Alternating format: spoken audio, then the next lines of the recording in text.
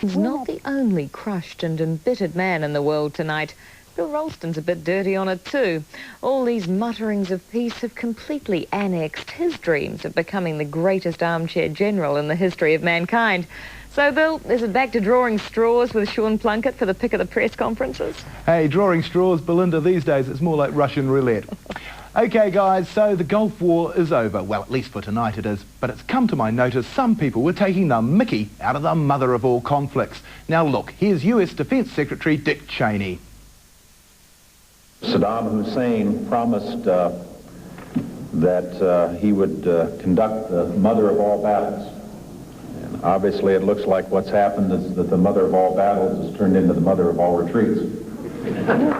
Well, George Bush looked unimpressed by that joke, but maybe that was because, as he prepared for his big ceasefire speech today, he appeared to suffer a sneak gas attack.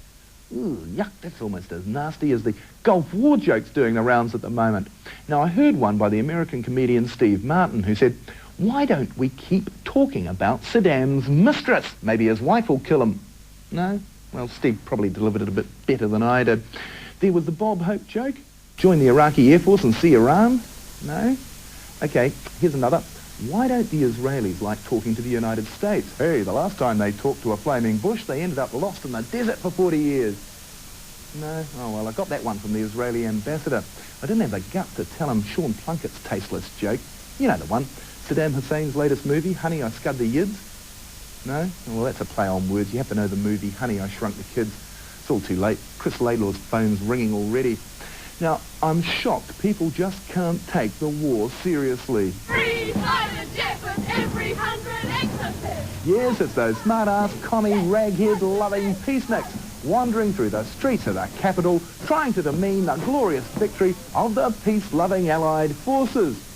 Now, this banner was sponsored by the news media, wondering how it would fill its papers and bulletins once the war was over. But look at the way the peaceniks repaid us.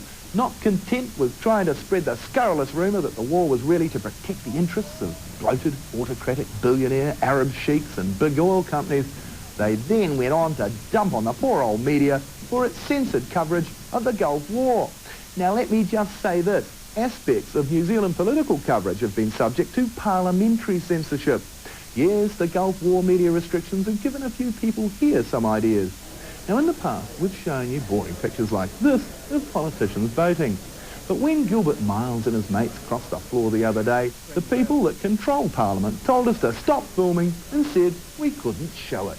TV camera here was just filming Gilbert when he was in the house here. It's out of order too. Like they're not allowed to show it. So I'm not allowed to show you this. I don't know why. There are all kinds of restrictions on what TV reporters can do in this place. But radio and newspaper correspondents can carry their little notebooks and tape recorders virtually anywhere. Allah forbid the viewers of this country might be able to see what their elected representatives actually get up to. And it's not just Parliament. Cabinet ministers are getting a bit toey about publicity recently. For some unknown reason, Don McKinnon didn't want Sean Plunkett filming him meeting the South African ambassador the other day.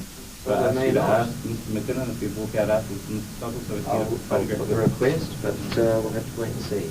Well, who'd be a press secretary trying to stave off Sean Plunkett on the scent of a good yarn? And who knows what Don McKinnon was really worried about. I mean, the Nats are quite happy to welcome that South African here. They'll jack up his hotel, meet him, have dinner with him, and even take junkets to the still racist state of South Africa. But just don't take their picture with a guy, Sean. Still, I can understand it. Now, a mate faxed me this story here from the newspaper The Weekend Australian, and it's sad news, Nightliners, for Aussie readers have discovered Sean Plunkett's horrible secret. Yes, the Australian reported a journalist had taken off a bra to interview Saddam Hussein. The paper said the Honourable Mrs. Sean Plunkett wrote in the Society magazine The Tatler, "I didn't wear a bra, having heard a French journalist had to take hers off before an interview. For her trouble," said the Australian, "she was rewarded with a handshake and an appreciative look."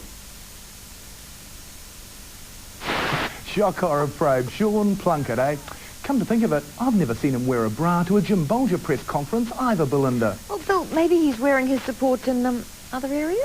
Could well be. Good night. Good night.